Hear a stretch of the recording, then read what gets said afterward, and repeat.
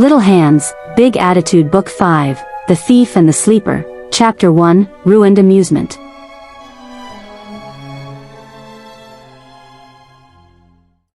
Darkness was the absence of light.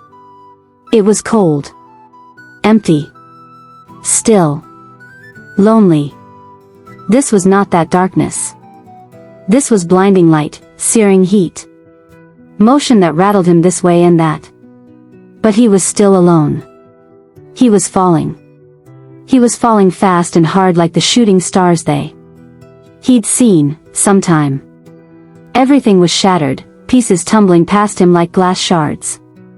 Images flickered in each shard, like fragmented thoughts, fragmented memory. But one thing was constant. The voice whispering through the chaos. Be brave, live for me, okay? Live for me, be good. And then another voice, panicked and crying, calling out his name, echoed like an explosion in his ears.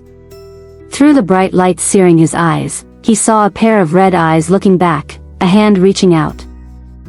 Was suddenly all over, and Shadow's eyes flew open, but then shut again as pain rose up from his limbs in waves. His teeth clenched tightly as the pulse raced through his body, and then it faded, and he opened his eyes again. He found himself staring up at metal, rusted metal with holes worn through. Flecks of sunlight broke through those holes, illuminating the... Wait, sunlight?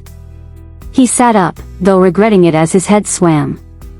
He felt like heavy weights had been placed on his arms and legs, but he moved them all the same. And then his left leg moved. He clenched his teeth tightly again, grasping at his ankle as it felt like knives stabbed into it.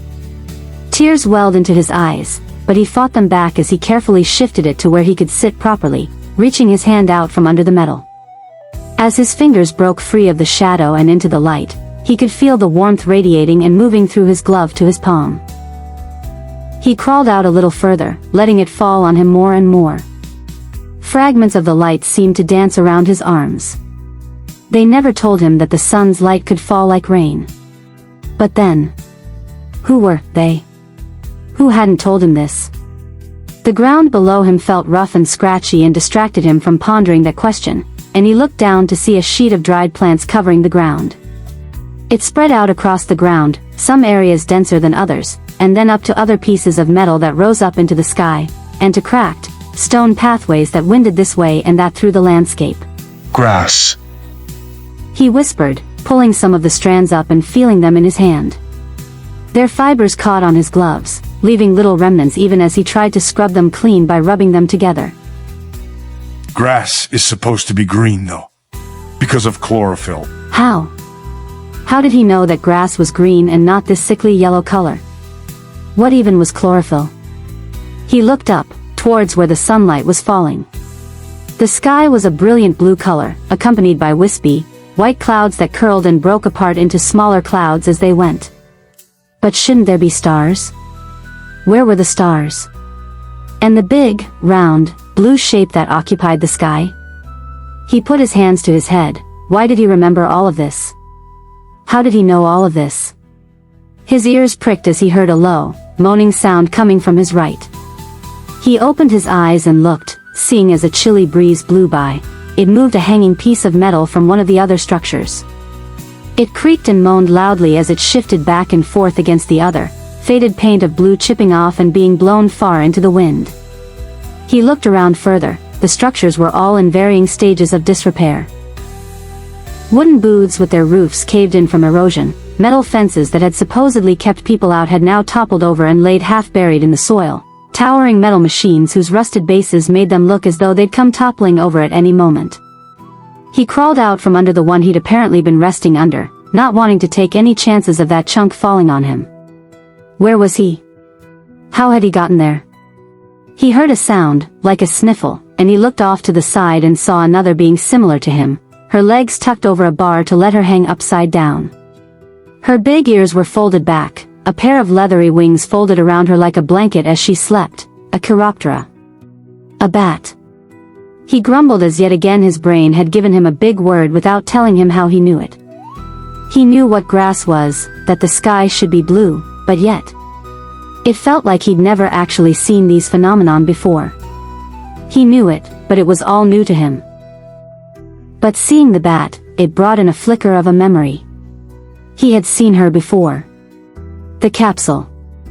The compound he'd been in. She'd saved him. But why had he even been there? What had she rescued him from? His left leg throbbed again, but not as badly as before, and he pulled himself up onto his feet. He needed to find out where they were, and he didn't want to be impolite and wake her. He'd look around on his own. He limped away a few paces, looking at each structure and tried to determine its intent. One had a dome-like structure on the top, bits of it having shattered and fallen to the ground. On a number of arms were what appeared to be seats, dangling from chains. Some of the chains had broken and left the seat dangling on its side, others had dropped the seat completely and now blew limply in the wind. Nearby was another tower, with rows of seats all around it in a ring. Faded colors made arrows pointing upward, suggesting that at one time, the ring would have lifted people sitting in those seats up into the air, high enough to see everything around them. Below that was an old booth, with hooks on the back wall to hold something in place and a counter in the front. Something about all of this seemed vaguely familiar. He knew what this place was, it was in the back of his head somewhere. His eyes moved down to the counter, where something was mounted to it in several spots. Long, slender rifles. A flicker of a memory came flying into Shadow's head. He'd seen rifles before, they were bad. He saw someone pointing one at him, and all he felt was fear. The hedgehog stumbled back onto the ground, yelping as his left leg throbbed again on the impact. The roughness of the grass didn't help much either as he tried to scoot away from the booth. He put his hands to his head, trying to shake away the nasty memory, to forget all about it. And where do you think you're going? Shadow opened his eyes, looking up and seeing the bat was awake now, probably from the noise he made in his fall. He looked around. I was trying to figure out where we are. The bat rolled her eyes.